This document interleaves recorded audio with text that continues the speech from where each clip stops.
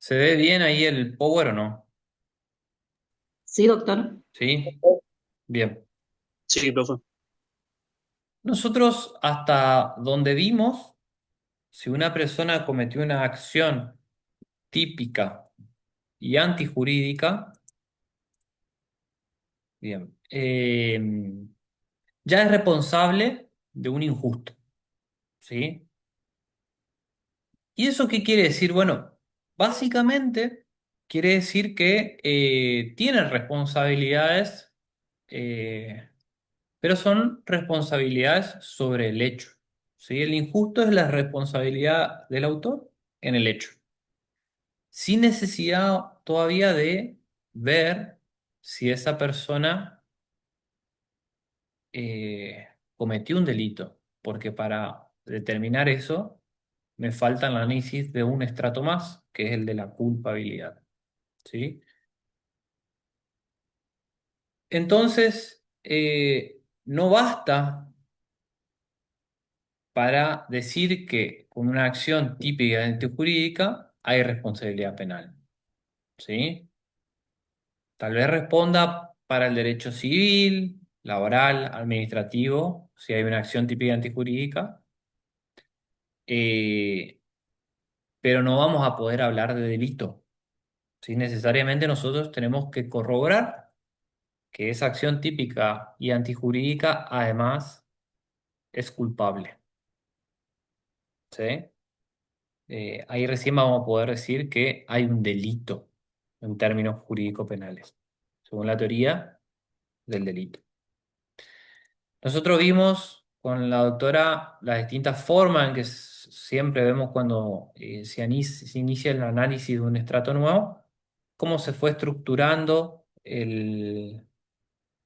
la estructura de análisis de la teoría del delito. Fíjense acá algo crucial para este estrato que estamos por analizar, que ya comenzamos a analizarlo en la clase anterior y ahora vamos a continuar. ¿Dónde se analizaba el dolo acá, en la teoría causalista? Tipicidad. En la En la culpabilidad. tipicidad, en la ti- no, No, en la tipicidad, En la teoría causalista, en la ¿sí? causalista en la en el antijuricidad, en la La culpabilidad. culpabilidad subjetiva. En la culpabilidad, ¿sí? Fíjense acá, ¿se ve mi puntero del mouse? Sí, doctor. Bueno, se analizaba en la culpabilidad. Esto es lo que yo le decía. Si ustedes inician, por ejemplo, un análisis de la teoría del delito según el causalismo, bueno, hay que analizar conforme el causalismo. Y no van a analizar el dolo en la tipicidad, ¿sí? Pero ellos partían de un análisis más psicológico, por así decirlo, del dolo, de la culpa, ¿sí? Después la teoría del delito fue evolucionando, se fue acomodando con el sistema neoclásico. La teoría finalista, vimos que con Belzel rompe todo el esquema, hace un diagrama, la teoría del delito, el delito bajo un sistema objetivo-subjetivo, y cada estrato tiene su reflejo objetivo, subjetivo, y básicamente arrastró el dolo a la tipicidad en el aspecto subjetivo y la imprudencia, ¿sí? Y la culpabilidad, antes decían, quedó vacía, ¿sí? Dejó vacía. Esa es la gran. Y le echaban la culpa al finalismo a Bessel, que dejó vacía la culpabilidad, pero no fue así, ¿sí? Los funcionalistas lo explicaron muy bien a esto. Nosotros analizamos la culpabilidad bajo un esquema eh, positivo y negativo, ¿sí? Positivo y negativo, donde hay dos puntos esenciales que se deben corroborar para tener la culpabilidad corroborada y por ende que haya delito, y no deben darse, ese es el aspecto negativo, que vendrían a funcionar, por así decirlo, como eximente, ustedes lo vendrían a asociar, ¿sí? Si se dan algunos de estos supuestos, vendrían a anular este aspecto positivo y por ende no va a haber culpabilidad o va a haber una culpabilidad disminuida, ¿sí? Así lo fuimos analizando nosotros. ¿Cómo Eh, sería eso, profe? ¿Puede repetir de vuelta? que nosotros tenemos elementos positivos que vamos a tener que corroborar en la culpabilidad, ¿sí? Para que se tenga que dar, que son el conocimiento normativo y el actuar conforme a ese conocimiento. Y puede haber elementos que van a negar, por ejemplo, la posibilidad de conocimiento, que son estos que están acá en el aspecto negativo, que vendrían a ser como eximentes, por así decirlo, ¿sí? Que anulan la posibilidad que el sujeto haya conocido la norma, ¿sí? O que anulan la posibilidad de actuar a conforme a derecho. Ahora vamos a analizar cada uno de estos, ¿sí? Entonces, para tener culpabilidad, yo tengo que corroborar que el sujeto haya podido conocer la norma y actuar conforme a derecho. Para no acreditar culpabilidad, se puede dar cualquiera de algunos de estos, o algunos también no anulan la culpabilidad, pero sí la disminuyen. La disminuyen, ¿sí? Por ende, el juicio de reproche va a ser menor al autor. Profe, en ese caso de juicio de reproche en la parte negativa, em, ¿sería que puede ser no culpable? Si hay por así decirlo, un eximente o se corrobora alguno de las causales negativas, ¿sí? Sí, algunas eliminan la culpabilidad y otros Disminuye, claro. disminuyen la culpabilidad, ¿sí? Bien.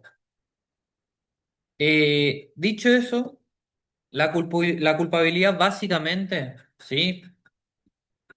Es el juicio de reproche que se le puede hacer al autor del hecho por esa conducta típica y antijurídica que ha realizado, ¿sí?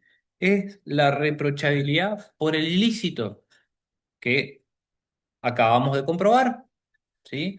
Una acción típica y antijurídica es un ilícito, bueno, es el juicio de reproche que vamos a hacer sobre el ilícito. Acá vamos a comprobar si esa persona, teniendo la posibilidad de conocer y motivarse por la norma, no lo hizo, ¿sí? Ahí sí vamos a decir que hay delito.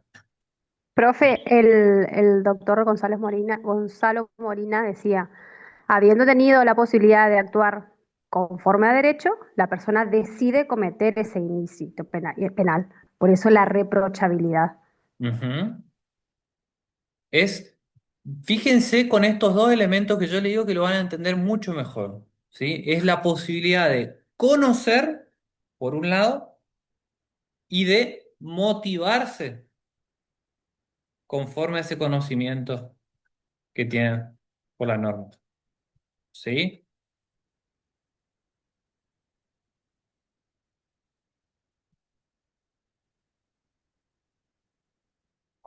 A ver, la filmina 13. Y ahí van a venir, ¿sí? Los distintos supuestos, ¿sí? Vieron que acá nosotros tenemos los aspectos positivos, posibilidad de comprender la criminalidad del acto, posibilidad de dirigir las acciones conforme a esa comprensión, son los aspectos positivos. Y los aspectos negativos de cada uno, ¿sí? Vamos a analizar el primero, ¿sí? Nosotros en primer lugar tenemos que corroborar que el sujeto sea una persona imputable, que tenga capacidad psíquica de ser culpable. Debe tener despiertas las capacidades psíquicas por medio de las cuales él puede comprender la criminalidad de su conducta. Eso implica entonces que el autor debe poder hacer suyos los valores que se desprenden de esa norma que dice, por ejemplo, no matarás. ¿Sí? Si a mí el tipo penal me dice no matarás, yo debo poder internalizar eso que me está comunicando la norma. ¿Sí? Por supuesto que no tienen esa capacidad, por ejemplo, los inimputables, y acá entran los menores de edad, ejemplo, un menor de 3 4 5 6 años, ¿sí?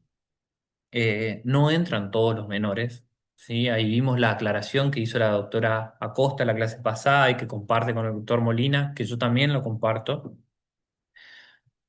Eh, Se discute siempre bajar la edad de imputabilidad, ¿sí? Pero la ley La ley no dice que no son inimputables, no hay culpa, no hay culpabilidad, no dice eso, sino que lo que dice la ley es no son punibles, habla de punibilidad.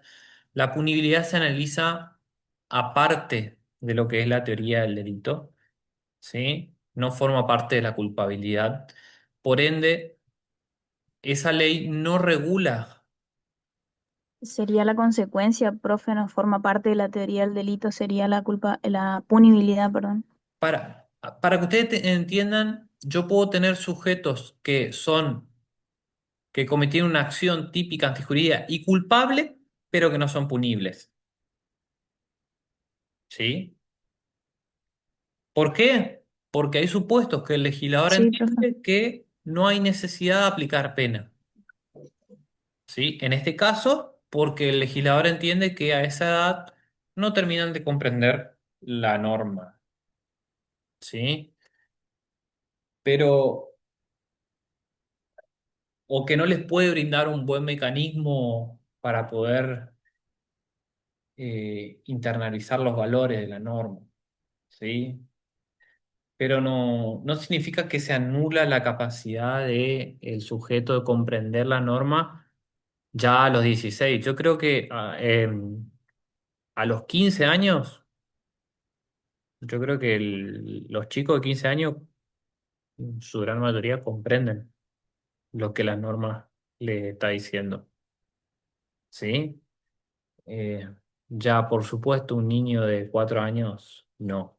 Sí, por eso no todos los casos de menores son casos de inimputabilidad, ¿sí? Que anulan la culpabilidad. No todos los casos. Igual el mismo Código Civil y Comercial también hace como una salvedad en ese sentido de aclararnos de qué personas son para la ley, como que quién está más capacitado. Hace la diferencia en el artículo 23 como que te separa del menor de edad más chico y del menor de edad que ya tiene una capacidad de discernir las cosas. Sí, sí, sí. Eso puede ser un indicio para determinar, pero tampoco una pauta fija, ¿sí? El derecho penal se independiza un poco acá en eso. No depende necesariamente de lo que diga el derecho civil. Em, Tampoco tienen la posibilidad de internalizar los valores que comunica la norma,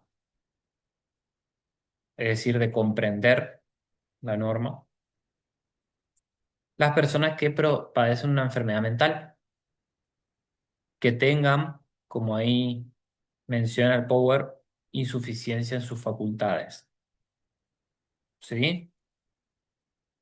Vamos a ver este primer supuesto, ¿sí? Que excluye también la posibilidad de comprensión de la criminalidad del acto, que es la insuficiencia de las facultades. Que van a ver que la fórmula legal que tiene nuestro Código Penal en el artículo 34, inciso 1, refiere a las insuficiencias de las facultades del sujeto y hacen que esa persona sea inimputable. Es decir, yo no puedo cargarle en la mochila de esta persona completamente la antijuricidad de su acto, ¿sí? No voy a poder hacer esto. No voy a poder cargar esa responsabilidad. ¿Por qué? Porque es una persona que no comprende la norma. Sufre alguna enfermedad mental que le impide internalizar los valores de la norma. ¿Sí? El artículo 34, inciso uno, dice claramente, no son punibles, y ahí el inciso uno dice, el que no haya podido al momento del hecho, por insuficiencia de sus facultades, después nombra otros supuestos, ¿sí? Y continúa, a lo último, comprender la criminalidad del acto o dirigir sus acciones, ¿sí? A eso me estoy refiriendo. Eh, ¿Cuáles son estos casos de insuficiencia de las facultades? ¿Qué supuestos entran? Bueno, esto lo van a encontrar en Zaffaroni, nosotros no necesitamos que lo determinen, ¿sí? Solamente si tienen el dato en el caso que se les da, pueden identificarlo, pero más que nada para ustedes. Esto está en Zaffaroni, lo explica muy bien estos supuestos Zaffaroni, a diferencia de otros autores que no se explayan mucho, por eso que no lo exigimos tanto. Pero los supuestos de insuficiencia en las facultades comprenden las denominadas oligofrenias, ¿sí? Que se clasifican clínicamente en tres tipos de enfermedades mentales: la idiocia, la imbecilidad y la debilidad mental, ¿sí? Según Jacobs y Esteban Righi, en el manual de Esteban Righi, el grado iría de mayor a menor, es decir, desde la idiocia, que sería lo más grave, pasando por la imbecilidad, y lo menor sería un débil mental. ¿Sí? Todos esos casos son casos de insuficiencia en las facultades que impiden que una persona pueda comprender lo que le quiere comunicar la norma. ¿Sí, Valeria? Profe, ¿la esquizofrenia también estaría en eso entonces? No, ¿O no? no, no, no. No está la esquizofrenia acá. Ya vamos a ver dónde está la esquizofrenia, pero acá no está la esquizofrenia. Eh, Todos estos supuestos de enfermedades mentales, entonces, hacen que si bien una persona pueda tener una acción típica y antijurídica, ¿sí? No va a poder acreditarse la culpabilidad de esta persona porque no puede comprender la criminalidad de su acto. ¿Sí? ¿Está? Entonces, la insuficiencia en las facultades es por así decirlo, como una excepción a la posibilidad de comprender la criminalidad del acto. ¿Sí? ¿Se entiende cómo funciona la mecánica? ¿Sí? Yo tengo el Sí. aspecto positivo que necesito que se dé, posibilidad de comprender, pero tengo lo que es la inimputabilidad uno, que ahí se encuentra la insuficiencia en las facultades, que me va a estar anulando esta posibilidad de comprender. Por ende, esta persona va a tener la culpabilidad corroborada o no. No. No. No. Entonces yo tengo que explicar esto en un caso, si me toca un supuesto de insuficiencia de las facultades. ¿Sí? Tengo que decir que, haciendo el juicio de reproche sobre la conducta de esta persona, podemos corroborar de que no puede comprender la criminalidad del acto porque se encuentra ante un supuesto de insuficiencia de las facultades, porque bla, bla, bla, bla, bla. ¿Sí? Sí, lo vamos a explicar en los casos. En este entra, por ejemplo, la emoción violenta. No, la emoción violenta es un tipo penal. La, Ok. la emoción violenta es un tipo penal. Es un supuesto regulado por el legislador en un tipo penal, que tiene sus requisitos y elementos típicos como cualquier tipo penal, como el homicidio, ¿sí? Es un tipo penal. Ah, ok, ok. Eh, Bueno, en cuanto al error de provisión, también lo vimos la clase anterior, ¿sí? Nosotros en el error de provisión tenemos que corroborar el conocimiento potencial que tiene el sujeto de la antijuricidad, ¿sí?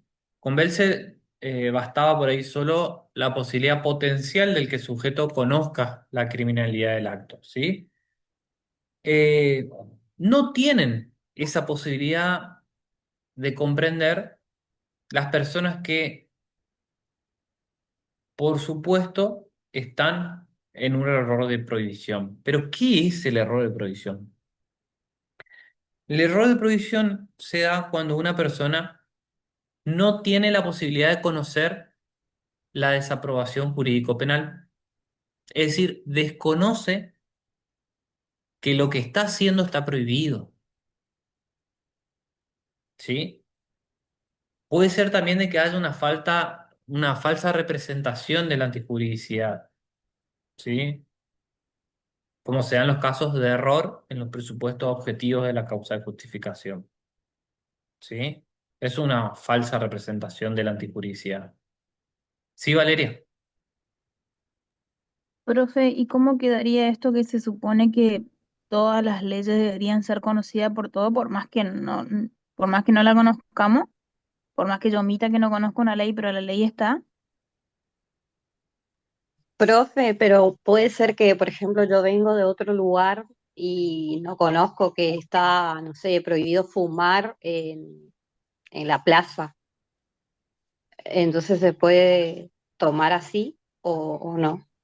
Claro, Yo justo también O el iba a ejemplo hacer del doctor. referencia, profe, de, por ejemplo, si uno es del Uruguay, que sí está permitido fumar marihuana y venir acá a otro país en el cual esa conducta está prohibida, podría ser. podría ser. El ejemplo más típico y de manual es ese, ¿sí? Es la persona que viene, por ejemplo, de Holanda, donde está permitido consumir estupefacientes, viene acá, se compra un porro, se va a la plaza a fumarlo y si bien está declarada la inconstitucionalidad de la tenencia con fines de consumo, sí, sigue siendo un delito eso acá. Y resulta que le para la policía, le dice qué está haciendo, lo lleva detenido y bueno, luego esta persona le explica al juez de que no sabía que estaba prohibido esto. Sí, que en el país donde él vive estaba permitido esto. Sí, pensó que acá también estaba permitido. Eso es un claro error de prohibición. Él no sabe que está prohibido. ¿Sí? Incluso en su país está permitido y es un gran indicio de que el sujeto confió en que era igual acá. ¿Sí? Em,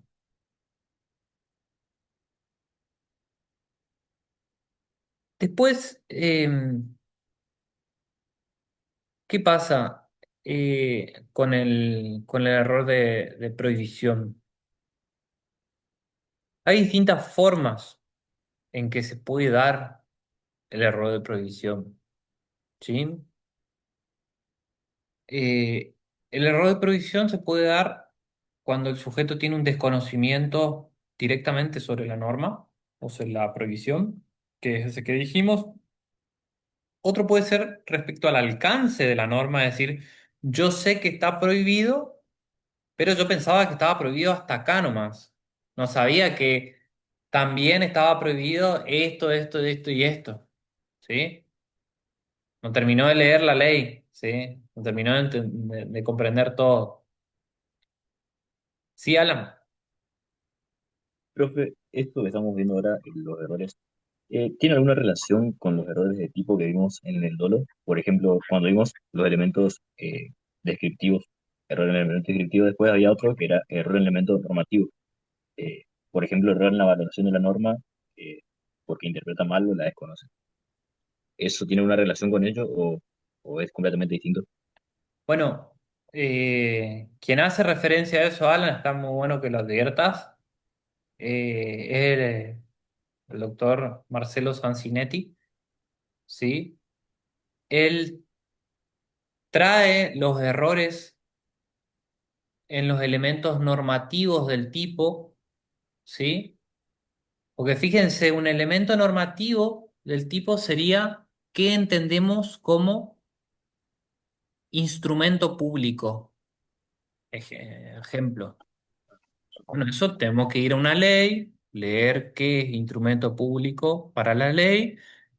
Entonces, él dice, bueno, pero instrumento público es un elemento del tipo. La palabra, así como el que matare a otro, el otro, es un elemento del tipo. Bueno, instrumento público es un elemento del tipo y es un elemento de tipo normativo.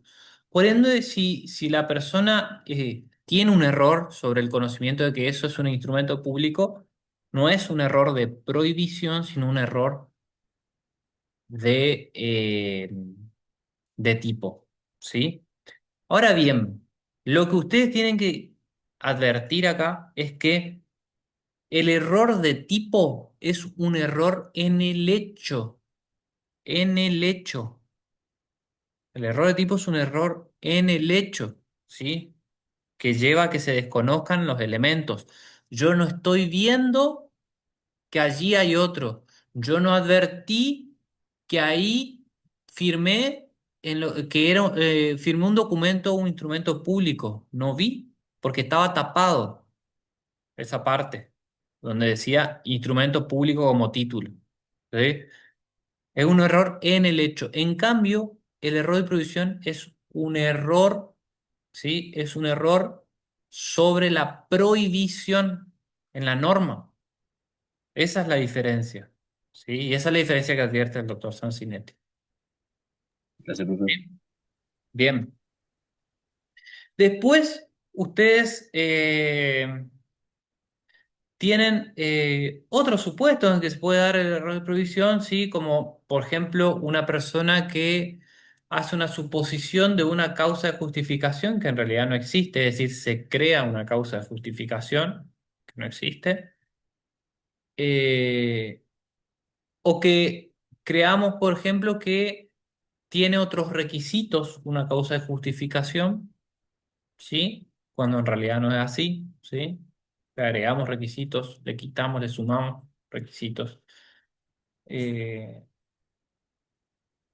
Hay un cuadro de Frister que yo les voy a pasar que explica muy bien las clases de errores y los distintos supuestos de error. Inclusive hay errores que se llaman invertidos.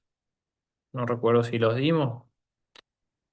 Frister. Le voy a pasar el cuadro de error de Frister para para que lo vean. Está muy bueno el cuadro de error de Frister, de Helmut Frister. Después, en cuanto a las clases, eh, en cuanto a las clases de error de provisión, tenemos los errores de provisión directos, ¿sí? Que que se da cuando el sujeto desconoce el contenido de la norma penal, ¿sí? Acá, por ejemplo, el agente, el sujeto, cree que es ajustado a derecho su actuar, o conoce la norma pero la considera que no está vigente. Entonces ahí hay un error directamente sobre la norma, ¿sí? Directamente sobre la norma. Ahí les estoy por pasar el cuadro de Helmut Frister al grupo para que lo tengan a mano. Y también tenemos el error de previsión indirecto, ¿sí? Que se da cuando eh, el sujeto tiene un error sobre la existencia de una causa de justificación o sobre los límites o elementos de una causa de justificación. ¿Sí? El sujeto cree que está, por ejemplo, permitido algo. o cree que eh, está permitido algo defenderse aunque haya provocado eso. Acuérdense que la legítima defensa, el sujeto tenía que haber provocado o no. La No, cuestión, no, no, No, no no. tendría no, que no haber Bueno, tiene que provocado. provocar. bueno, ahí hay un error sobre ese permiso. Y eso es un error de provisión indirecto. ¿Sí? Por eso es acá que acá también se tratan los errores en los presupuestos objetivos de una causa de justificación, según la teoría estricta de la culpabilidad, que sea, por ejemplo, ¿se acuerdan cuando yo le decía la persona a la que le vienen a robar, le ponen un caño acá a la altura en la espalda de la cintura, le dicen dame todo? Y yo resulta que tenía un arma, saco y le disparo pensando que estaba siendo agredido con un arma de fuego, que era inminente que me disparen, ¿sí? Y me defendí. Resulta que esta persona cae al suelo y no tenía un arma, tenía un pedazo de caño de alguna tubería que yo la percibía como un arma, pero no era un arma. Al no haber un arma, no había una agresión. Pero ¿qué sucede ahí? Yo pensé que tenía un arma. Estoy en un error. Estoy en un error de los presupuestos objetivos de una causa de justificación, donde la doctrina, la solución que le da es entenderlos como, en la teoría estricta de la culpabilidad, como un error de provisión indirecto, que se da cuando el sujeto tiene un error sobre los elementos objetivos de la causa de justificación. ¿Sí? Ahí tiene un ejemplo de eso. A su vez, el error de provisión puede ser invencible o vencible. ¿Sí? Invencible se da cuando ni aunque hubiese puesto toda su capacidad para salir del error, hubiese podido conocer la prohibición, ¿sí? Y salir del error. Y vencible se da cuando el sujeto, por supuesto, pudo haber colocado su capacidad para conocer la prohibición y no cometer el delito, y no lo hizo. ¿Sí? Podía haber consultado la legislación antes de ir, podía haber consultado con un escribano, con un abogado, tal cosa, si era una cuestión legal, debía haberse asesorado, ¿sí? Para realizar tal cosa, tal procedimiento, no lo hizo y tenía la posibilidad de hacerlo, ¿sí? En el caso de ser invencible, se elimina la culpabilidad, en el caso de ser vencible, se disminuye la culpabilidad, ¿sí? Eh, ¿Puede repetir eso, profe? En el caso de ser vencible, se disminuye, dice. Si es vencible, disminuye la culpabilidad. Eh, Si es invencible, el sujeto, por más que haya puesto lo que aumenta. sea para salir del error y no hubiese podido salir del error, en Mm, ese caso aumenta. se elimina la culpabilidad. Es como el error de tipo.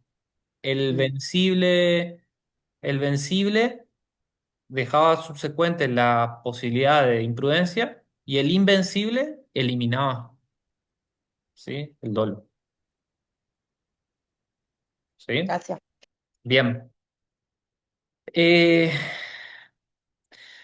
Ahora bien, ¿qué pasa si una persona, por ejemplo, que maneja una empresa, tiene un contador y un abogado y se sienta y dice, bueno, yo necesito saber cuáles son los tributos que tengo que pagar este mes? Y bueno, el contador nos dice, vos tenés que pagar tal tributo, ¿sí? Resulta que esa persona, creída de que pagó todos sus tributos, que realizó todas sus declaraciones juradas, facturó todo, ¿sí? De algún modo terminó no declarando algunos ingresos y terminó siendo juzgado penalmente por evasión fiscal, ¿sí? Aún con el consejo de su contador o inclusive del abogado. Eso da a pensar que se trata de un error evitable o sensible, ¿no? Parte de la doctrina considera que si esa persona tuvo dudas y no se informó, esa persona va a ser responsable. Pero si tuvo dudas, se informó y los profesionales le dijeron, usted tiene que hacer esto, esto y esto, y él impartió la orden de que se haga eso y se pague, ¿sí? Por supuesto que ya se encuentra dentro de lo que sería la órbita del error invencible, ¿sí? Porque ya inclusive habiendo sido asesorado por expertos, no salió del error, ¿sí? Esos serían los casos para que ustedes entiendan. Hasta ahí nosotros, creo que hasta ahí vimos, no me acuerdo en la clase anterior, pero nosotros hasta acá cerramos lo que es el aspecto negativo de la posibilidad de comprender al sujeto, ¿sí? Entonces nosotros teníamos que en la culpabilidad le exigimos que el sujeto tenga la posibilidad de comprender la norma, ¿sí? Pero eso no se iba a dar cuando había una insuficiencia en las facultades o un error de provisión, ¿sí? Bueno, ahí cerramos esto, ya explicamos esto, ¿sí? Ahora vamos a hablar de los supuestos también regulados en el artículo 31, inciso uno, tiene varios supuestos ahí, y que no se refieren a la comprensión, a la posibilidad de comprender a ese sujeto, sino que hacen que el sujeto, que por más que comprenda la norma, el sujeto no puede dirigir sus acciones. Por más que el sujeto tenga esa posibilidad de comprender, tampoco va a haber culpabilidad porque por más que comprenda, el sujeto no puede dirigir sus acciones. Es necesario que el sujeto tenga cierto ámbito de autodeterminación a la hora de obrar. Algunos autores hablan acá de exigibilidad de otra conducta, ¿sí? Como Zaffaroni. Es decir, que el sujeto pueda haber actuado de otra manera, conforme a derecho, y no lo hizo. Pero el sujeto tiene que haber tenido la posibilidad de eso, ¿sí? Yo siempre lo vi claramente a esto como la posibilidad del sujeto de dirigir o de adecuar sus acciones conforme a ese conocimiento potencial de la antijuridicidad, ¿sí? Va a entrar muchos casos, de hecho en la defensoría tenemos casos donde hay personas que por más que comprenden la norma, tienen su ámbito de autodeterminación limitada porque se encuentran bajo las órbitas o control de alguien o se encuentran en una situación extrema de necesidad que hacen que no tenga disponible varias vías de acción, sino que solamente una, y esa una es el delito, ¿sí? Es el delito. Eh, no tienen esa libertad de autodeterminación quienes por más que comprendan la antijuridicidad, no pueden actuar, por ejemplo, por una coacción, o también por lo que se conoce por haber obrado en un estado de necesidad culpante o alteraciones morbosas. Ojo, lo que dije de coacción, no todas las coacciones anulan la capacidad de autodeterminación respecto a la culpabilidad. Ya les voy a explicar esto un poco. Vamos a hablar bien particularmente, pero los supuestos que anulan la posibilidad de adecuar la conducta a esa comprensión son estado de necesidad culpante y alteraciones morbosas, ¿sí? Y algunos casos de coacción.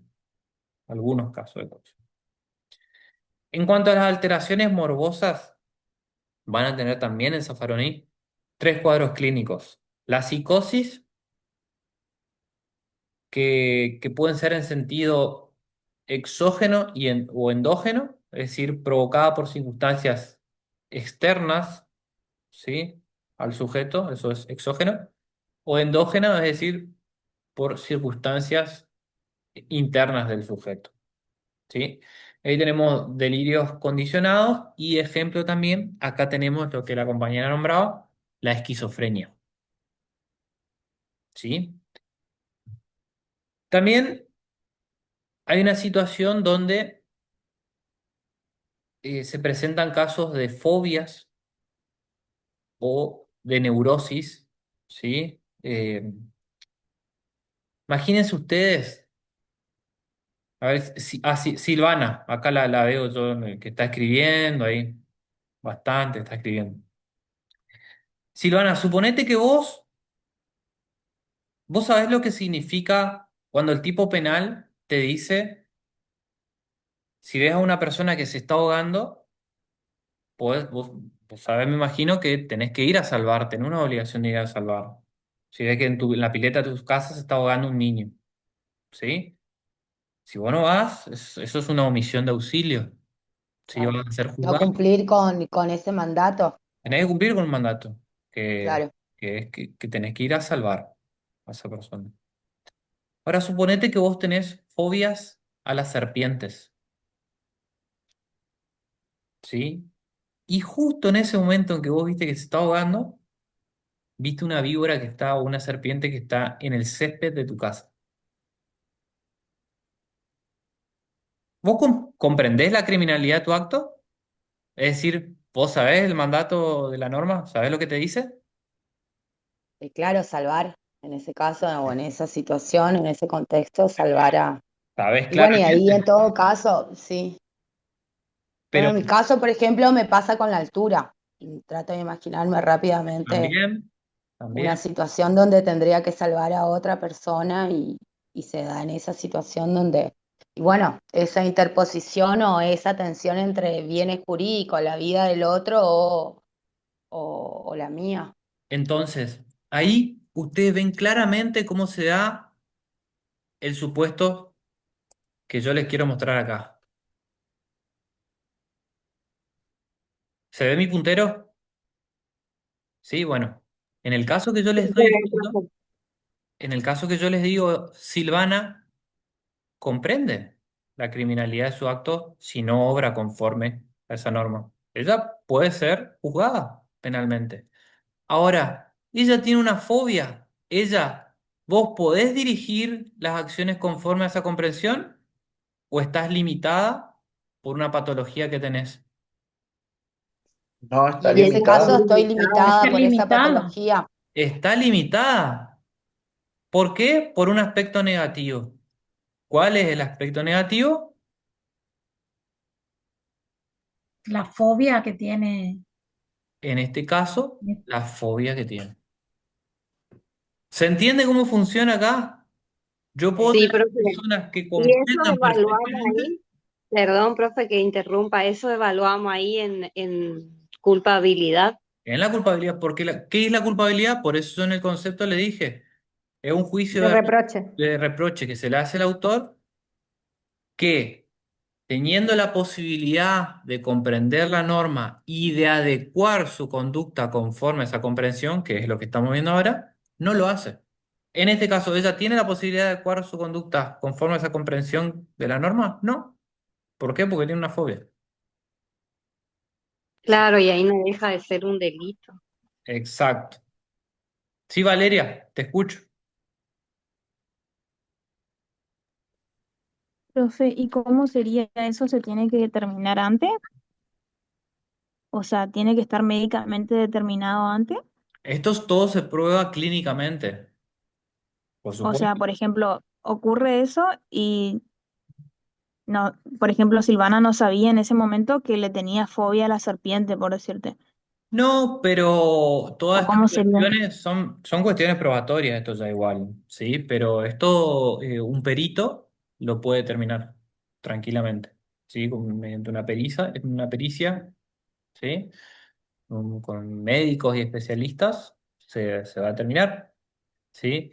Después tienen los casos de neurosis son personas que tienen o altos niveles defensivos y tienen problemas para relacionarse consigo mismo y con los demás, ¿sí? No pueden actuar porque son muy... hasta muchas veces no solo el que neurótico, neurótico, es una persona que está siempre a la defensiva, ¿sí? Pero es un problema psicológico y por ende no actúa. Imagínense ustedes diversos tipos de situaciones que se le pueden presentar, así como lo de la pileta, hay muchos otros, ¿sí? En cuanto al síndrome de abstinencia, hay una discusión, ¿sí? En estos casos las conductas se ven alteradas, lógicamente, ¿sí? Los delitos cometidos en ese periodo, según Zaffaroni, tienen que ser culpados, ¿sí? Pero esto, bueno, por ahí se lo dejamos a ustedes para que lo piensen, son cuestiones que se merecen por ahí un estudio particular. Eh, Hay casos, muchos casos resonantes de artistas, de muchos casos conocidos, que se dieron que eh, está el autor, me acuerdo que en su momento, hace 2 años, 3 años, se dio el caso del cantante este de Tambiónica Chano, Cartempier, que se acuerdan que fueron a la casa y les agredió un policía y terminó, se disparó un arma y se decía que esta persona estaba bajo supuestos de abstinencia, consumo de estupefacientes. Bueno, sería Es evaluar. que, es que sí, como que la abstinencia también de alguna manera te pone en un estado, digamos, bastante... Yo he visto casos, he trabajado con chicos y con grandes también, y sí, o sea, los pone, los altera, se ponen más violentos, algunos no, algunos sí, como que no están en todo su sentido, o ven cosas también, ojo, Sí, eh, imaginan cosas, ven... sí. Sí hay delirios también. Ven cosas, olfatean cosas. Pero bueno, Zaffaroni es quien él dice que debería ser exculpado este tipo de casos, de delitos cometidos ante un supuesto de síndrome de abstinencia, ¿sí? Porque tiene perturbada, por así decirlo, su capacidad de adecuar su conducta a la norma, ¿sí? Por otro lado, otro de los supuestos que hacen la exclusión de la culpabilidad en cuanto a la posibilidad de dirigir sus acciones conforme a la comprensión, este segundo punto, es el estado de necesidad exculpante, no justificante, exculpante, ¿sí? La regulación legal del estado de necesidad exculpante se da en el artículo 34, inciso 2, y habla básicamente del que obra violentado por un mal grave e inminente. ¿Sí? Esos son los requisitos. Esta situación es similar, muy similar al estado de necesidad justificante, ¿sí? Hay una situación de peligro inminente o actual en la que el sujeto pueda obrar en perjuicio de bienes jurídicos ajenos, ¿sí? Ahora bien, a diferencia eh, del estado de necesidad justificante, sobre todo es, la diferencia que se da es que, por supuesto, el estado de necesidad justificante es una causa de justificación. En cambio, el estado de necesidad es culpante, perdón, el justificante se analiza en la antijuricidad, ¿sí? Lo analizamos en su momento.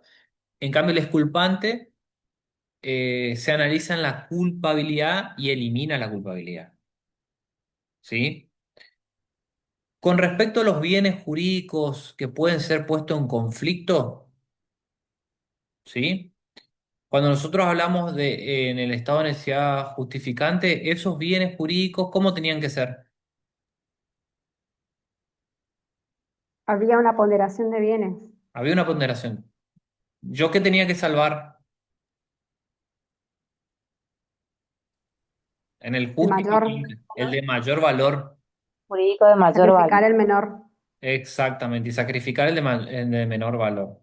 ¿Sí? Entre los bienes que están en conflicto, pues, salvar el de mayor valor, mayor jerarquía. ¿Sí? En el estado de necesidad es culpante, ¿sí? Eh, se puede salvar el bien jurídico de igual valor o inclusive de menor valor, ¿sí? Inclusive de menor valor. Doctor, Ahí Sí. entraría el ejemplo de las dos cualquiera. personas que se están ahogando, profe. ¿Cómo? Las dos personas que se están ahogando y yo, que tienen un solo salvavidas o algo así, y uno, bueno, Sí, yo me quedo con eso. exacto. Siempre el estado de necesidad justificante, los requisitos acá se alivianan un poco más, ¿no? O sea, se amplían un poco más el repertorio de casos para permitirme a mí obrar de determinada manera sin ser juzgado por un delito, ¿sí? Pero ojo, ¿qué pasa?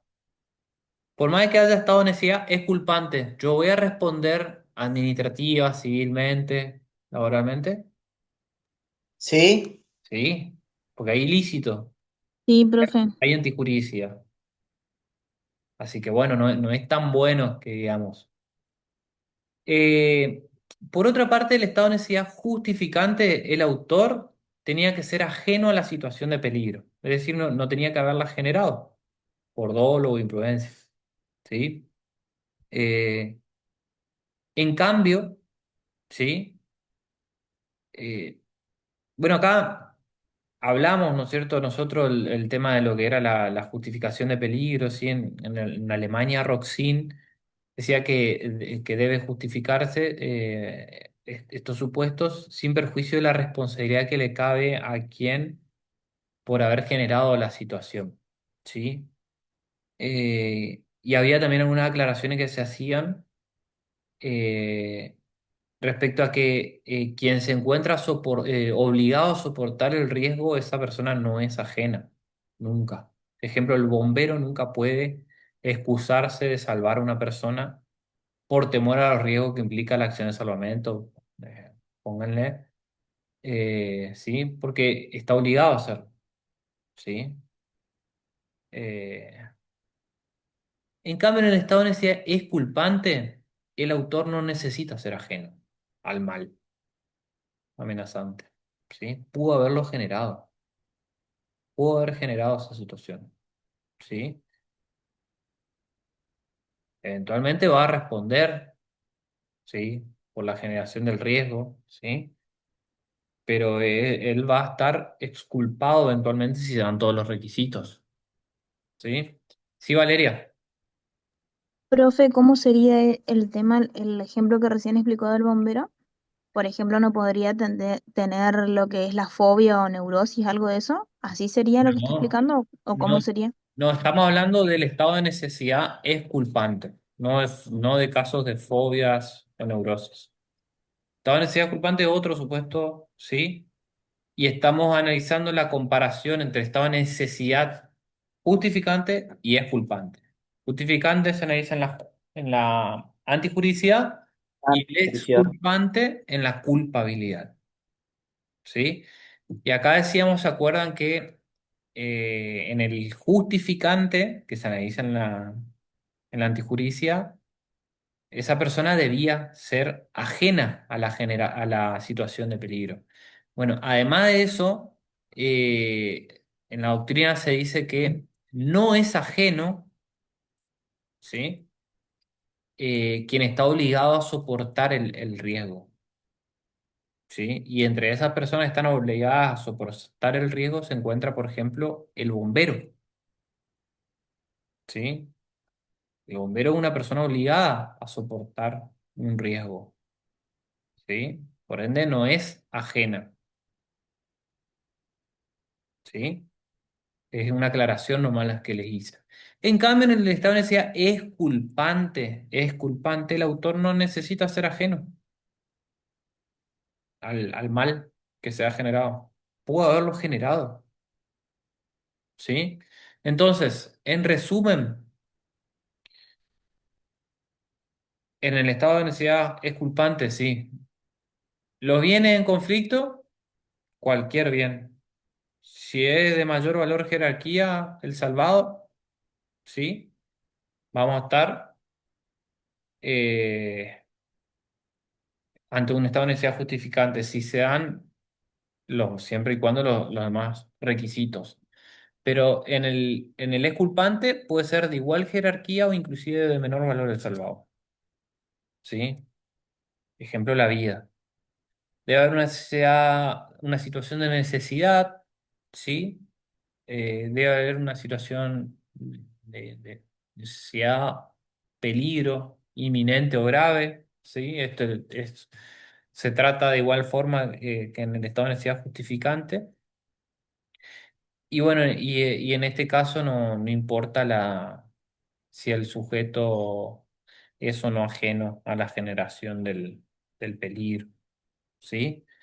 Y acá viene el ejemplo típico que nombraba la compañera de que, bueno, los casos de estado de necesidad exculpante se da, por ejemplo, en los casos como la tabla de Carneades, se llama, que imagínense ustedes el Titanic, ¿sí? Y hay una tabla donde nos estamos ahogando dos personas, ¿sí? Y,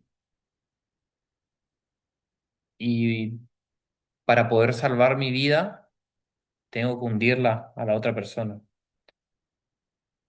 Nunca eso va a ser un estado de necesidad justificante porque yo no puedo salvar mi vida sacrificando otra vida, porque ahí hay ponderación de bienes.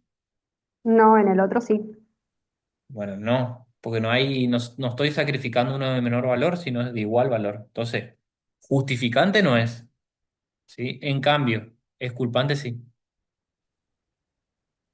Son exculpante. dos de igual jerarquía, dos Son de igual bienes de igual jerarquía. jerarquía. Ahí estamos Profe, ante una situación de peligro inminente, grave, ¿sí? Eh, los bienes en conflicto, en este caso, no hay ningún tipo de problema, ¿sí? Y se puede dar tranquilamente porque yo obro violentado por un mal grave inminente, ¿sí? Por supuesto, esto es entendido como un supuesto donde por más que yo comprenda que a otro está prohibido penalmente quitar la vida a otro, ¿sí? Eh, por más que yo comprenda eso, tengo mi ámbito de autodeterminación limitada porque si yo cumplo con la norma, me muero. Entonces profe, no tengo muchas vías de acción. la defensa imperfecta quedaría en ese caso como exculpante,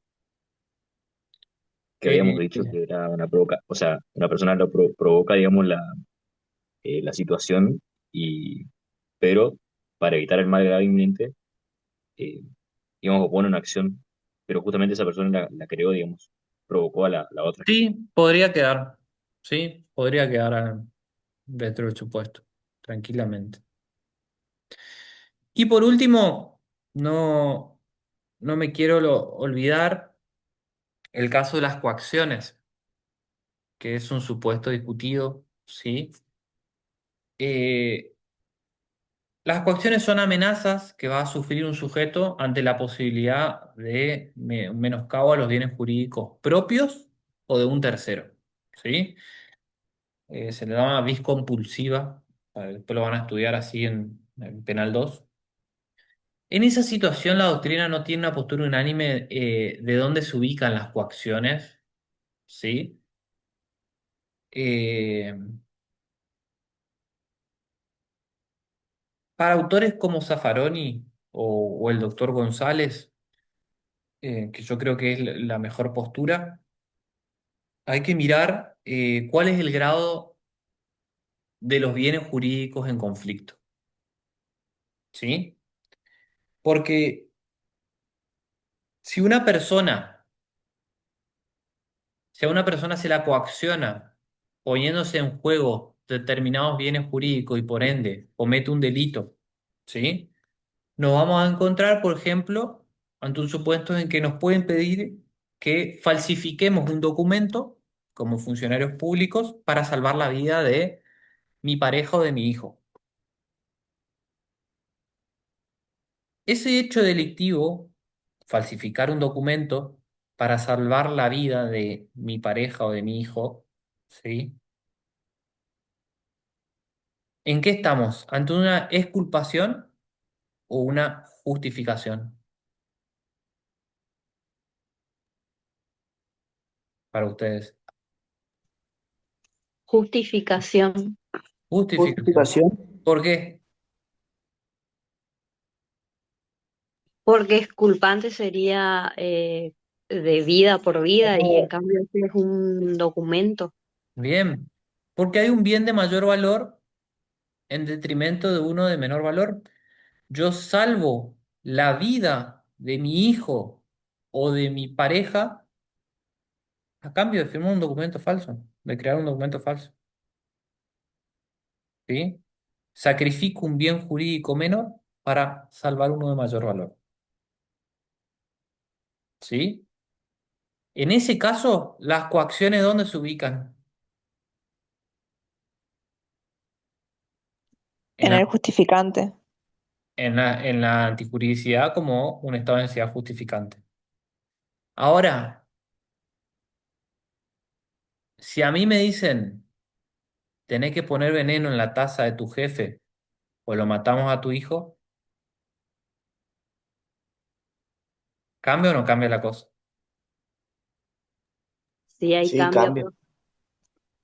porque una vida por otra vida. Ahí, ahí hay un estado de necesidad exculpante, ¿sí? ¿Por qué? Porque yo obro, tal como lo dice el artículo 34 inciso 2, violentado por un mal grave e inminente, ¿sí? Donde acá los bienes jurídicos en cuestión están en total equivalencia, una vida por otra vida. Y no puede darse el caso de justificante porque no hay un bien de mayor valor respecto a uno de menor valor salvado. No, sería imposible, no se da el caso de la posibilidad de justificar esa conducta, pero sí disculpar, ¿sí? ¿Se entiende?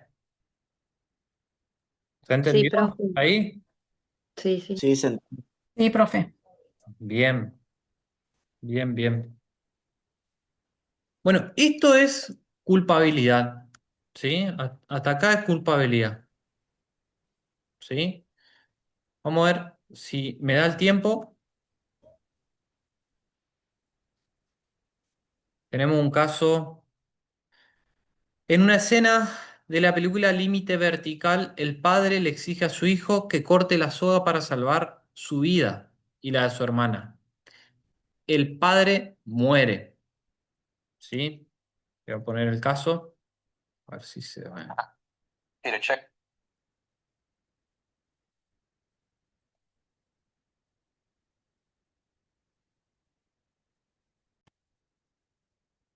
¿Se ve ahí? Sí, profe. ¿Sí? Sí, profe. ¿Fue entretenida la película o no? Bien, sí, ya la vi. este caso es un caso de qué? ¿Culpante? Es culpante. Es preocupante. Ahí era Disculpante, salvar dos profe. vidas Acá o usted, una. claro, en realidad no nos habla de cantidades, sino de bienes jurídicos. El bien, Ojo. Claro, la claro. igualdad entre los bienes jurídicos sería. Sí, acá una o dos vidas no importa.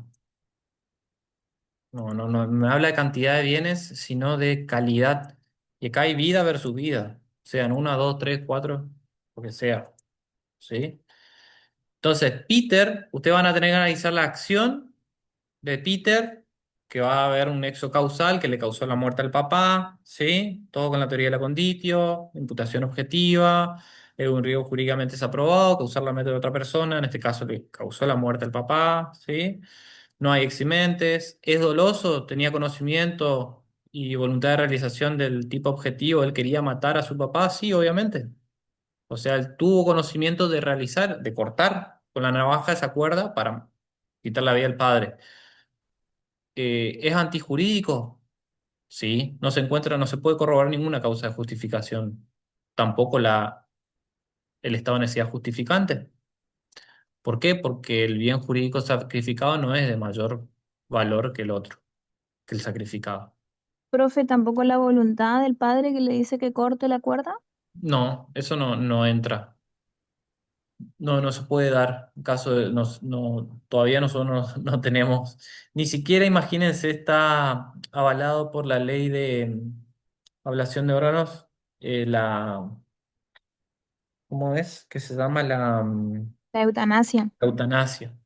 Así que nadie puede darle permiso para quitarle la vida a otro. ¿Sí? Es un bien jurídico del cual no se puede disponer, que es la vida.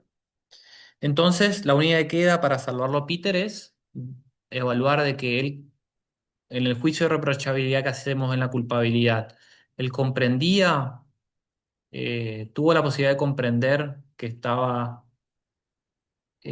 prohibido quitarle la vida a su padre, sí, tenía la posibilidad. Ahora, ¿podía adecuar su conducta conforme a la norma? Y vieron ustedes cómo estaba limitado su ámbito de acción, ¿o no? Sí, Sí, profe. re limitado está. Entonces, en ese segundo, por así decirlo, aspecto de la culpabilidad, posibilidad de comprender, tuvo. Ahora, ¿podía adecuar su conducta conforme a esa comprensión? No. ¿Por qué? No podía. Porque se encuentra dentro de un estado de necesidad exculpante. Y ahí analizó los requisitos, esos que estudiamos. ¿Sí? Y la variante dice, en las mismas condiciones del caso original, imagínense ahora que se llega a la situación de necesidad por culpa de Peter. Por ejemplo, porque por negligencia él cambió las levas de su hermana por unas de menor capacidad. Le puso o les compró una más barata. ¿Cambiaría la respuesta? También sería exculpante. También. ¿Por qué? Porque por más que él haya generado la Claro, no. situación, ¿me exige eso el estado de necesidad culpante? No. No. No. Inclusive yo pude haber generado la situación. En cambio, en el justificante no. ¿Sí? Ese es un caso. El misionero. Ese está bueno también. A ver. Este le va a gustar. ¿Se ve ahí? Sí, Sí, profe. profe. Sí se ve, profe. Bien. Impacto mundial ha generado la muerte de un misionero estadounidense atacado con flechas. El joven ingresó a una remota isla del Océano Índico a la que está prohibido acercarse y donde vive una de las tribus más antiguas y hostiles del planeta.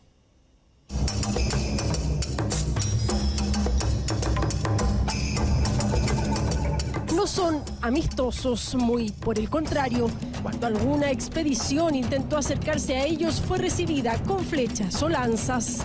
Es la tribu de los sentinelenses, considerada una de las más aisladas y hostiles del mundo y descendiente, según los científicos, de las primeras poblaciones humanas que salieron de África hace 60.000 años. Hoy están en las portadas de todo el mundo.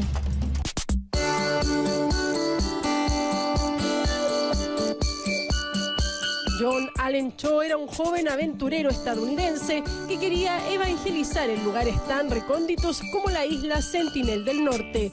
Desconocida para la mayoría, esta isla perteneciente a India y ubicada en medio del Océano Índico no era ajena para Cho, que la había intentado visitar varias veces para predicar el cristianismo.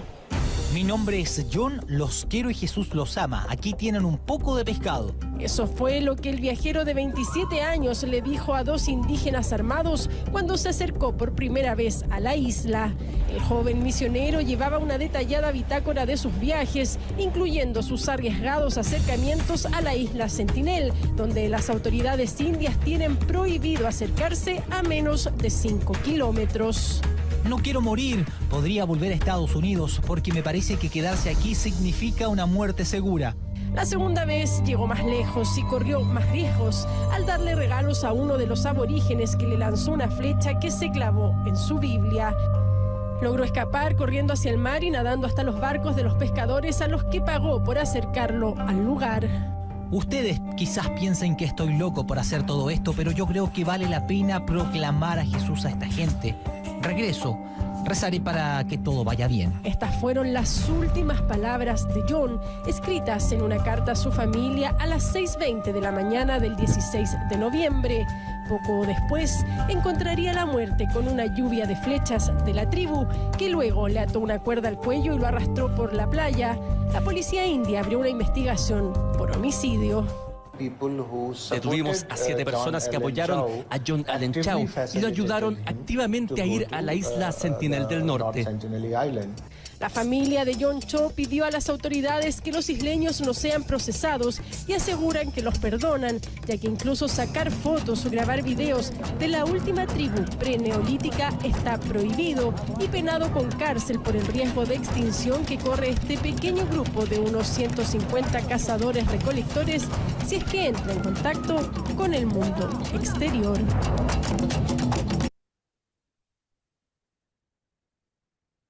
Bien, supónganse ustedes entonces que las autoridades indias, porque eso es territorio indio, lo juzgan vamos a poner un nombre cómico, a ver, a Mutombo por el homicidio, ¿sí? Al, al misionero. ¿Bajo qué supuesto podría estar la conducta de Mutombo?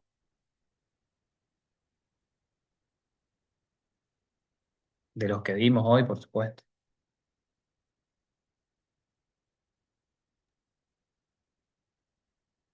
¿Qué requisitos tenía la culpabilidad? Profe, no entendí la pregunta.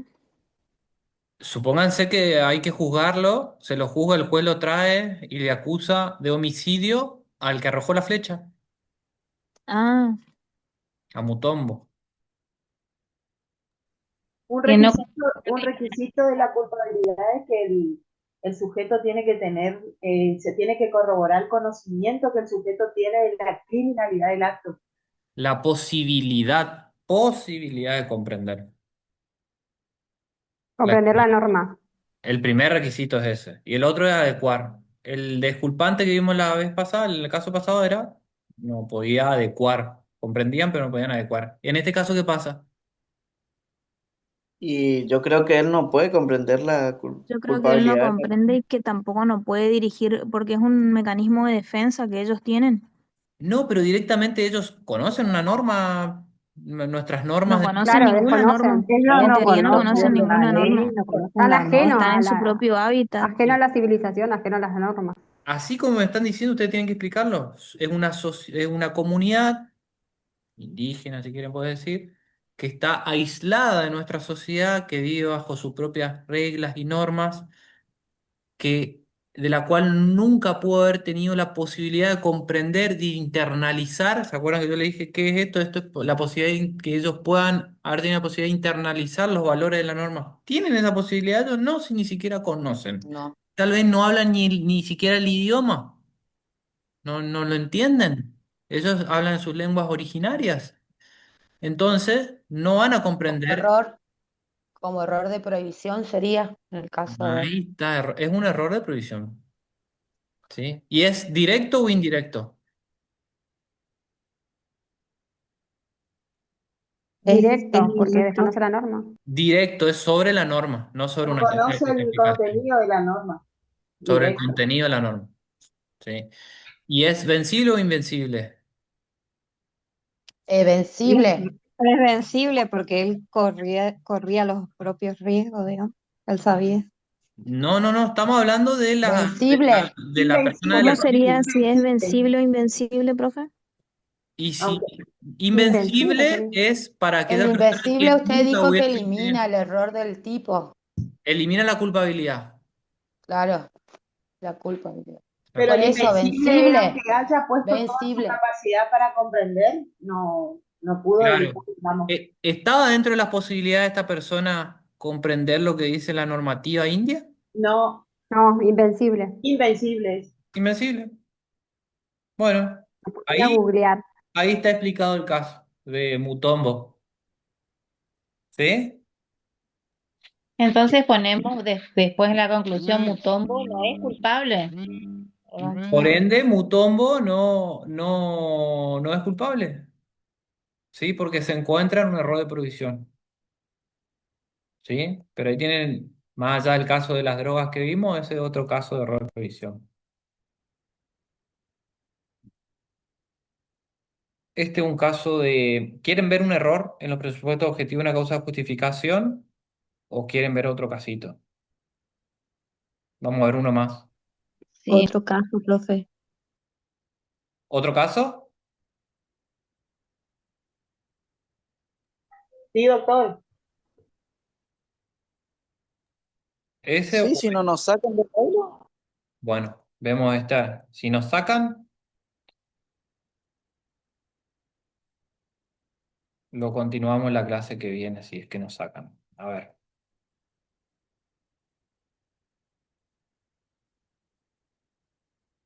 Eh,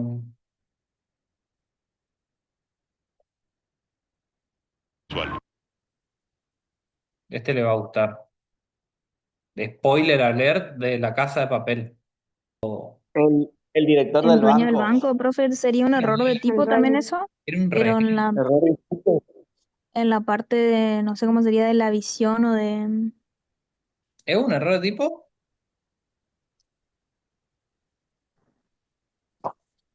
Él desconoce que está por disparar a... ¿Están seguros que es un error de tipo? ¿Desconoce un El que elemento dispara, objetivo del el que tipo? dispara conoce que está por matar y cree que es el delincuente, pero el señor, que era el que en teoría los otros se agacharon como para crear la situación de que era él el que le estaba apuntando, él no era delincuente, sino que era como el caso que usted dijo que le ponía un fierro y un hierro frío y que pensaba que era, pero no era una pistola. O sea, sería lo mismo en este caso, el que termina resultando muerto no es un delincuente. Entonces no es un error de tipo, ¿sí? Acá yo voy a tener una acción, la de disparar, ¿sí? Hay tipicidad, ¿sí?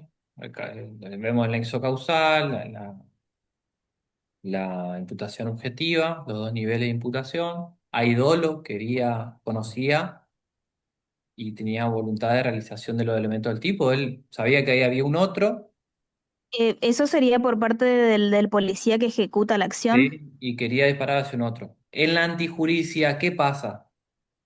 O hay una legítima defensa de terceros, o pueden ver también como un caso de obediencia de vida. ¿Vieron que le dicen, necesito autorización para disparar?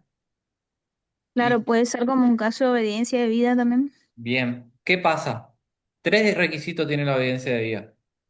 ¿Y cómo tiene que ser la orden o mandato? La autoridad competente. De un superior. Había una autoridad competente. De un superior Ujú. jerárquico. ¿Y cómo debía ser la orden?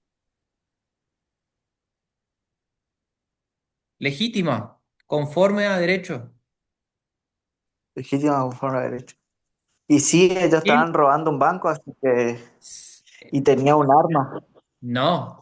A ver, ¿es No, legítima y legítimo conforme a derecho disparar? es la parte, me parece a mí en la película, que miré la película sería, era que ellos después de eso elaboraban un informe de todo lo que se hizo durante el día. Por ejemplo, en Gabú como que había alguien que relataba el informe de que, por ejemplo, tal personal efectuó el disparo, tal personal lo autorizó, una cosa así. Ellos día a día iban labrando un informe sobre qué hacían. Eso Sí. sería, Pero puede ustedes, ser. independientemente del informe, ustedes tienen sentado a la persona que gatilló, ¿sí? En el banquillo. ¿Esa persona cumplió una orden legítima? ¿Es legítimo disparar sobre rehenes? ¿Hay alguna legislación que diga que está habilitado a disparar sobre rehenes? No, Ninguna. No, no. Había No. agresión legítima, ¿eh? ¿Qué Cuando pasa? se le da un alcance mayor, entonces a un... Doctor, sería una obediencia debida, pero se convierte en ilegítima. Es ilegítima. no. En este caso hay un error. Él piensa que es legítimo la orden, ¿sí? Pero está en un error. Un error en los presupuestos objetivos de una causa de justificación. También, también podría ser el caso de, podría analizarse desde la legítima defensa de terceros, ¿sí? Imagínense la misma persona.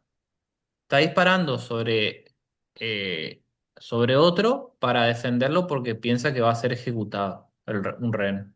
Y piensa que está disparando sobre el, el secuestrador o el asaltante. Eso si fuera que la persona que disparó no era un funcionario, sería. Claro, claro. Porque en teoría ellos no pueden alegar legítima defensa, creo que era lo que se había establecido cuando vimos legítima defensa, si mal no recuerdo. Sí. Pero, ¿qué pasa? Ahí habría un error también que es en el punto de agresión. ¿Hay agresión? No, no había agresión. ¿Por qué? No, Porque no la había agresión. persona era un rehén, no era un asaltante. Y tenían arma de juguete encima. ¿Sí? No había agresión ahí. Eh, Entonces eso también es un error.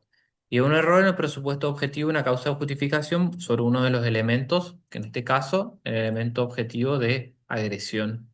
¿Cómo se soluciona esto? Bueno, la teoría estricta de la culpabilidad nos dice que debemos analizarnos en la culpabilidad como un error de prohibición indirecto sobre los alcances de una causa de justificación.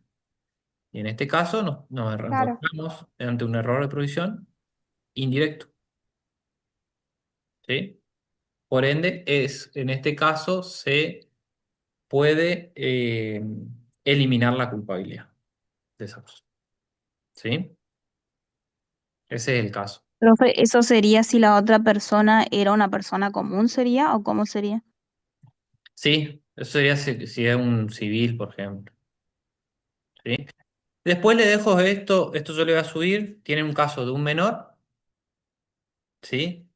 De 5 años, que también sería sobre la comprensión o sobre la capacidad de adecuar su conducta a la comprensión.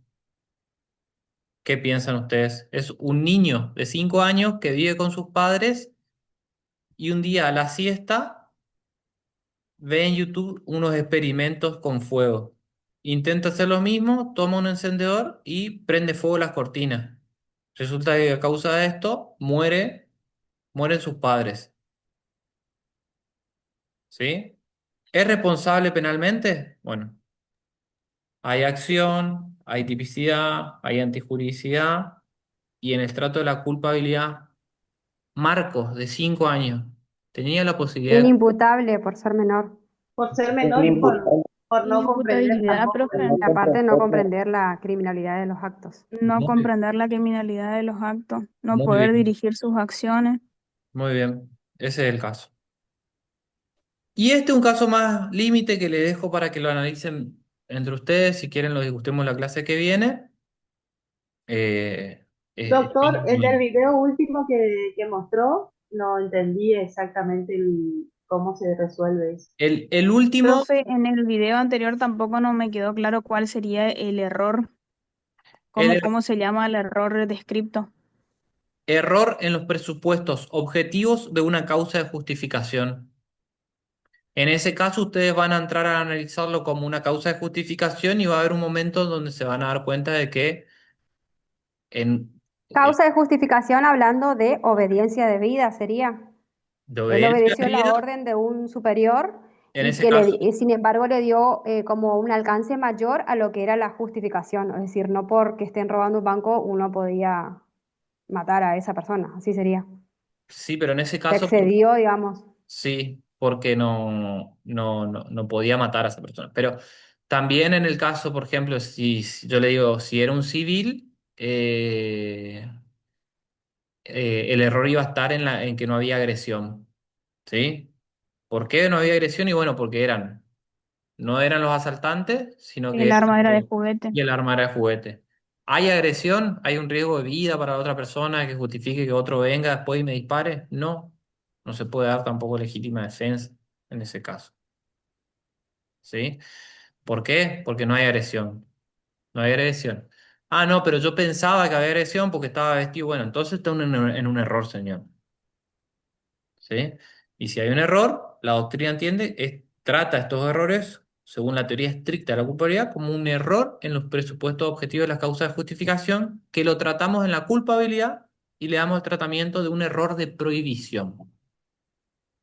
En este caso, prohibición indirecto sobre los alcances de una causa de justificación.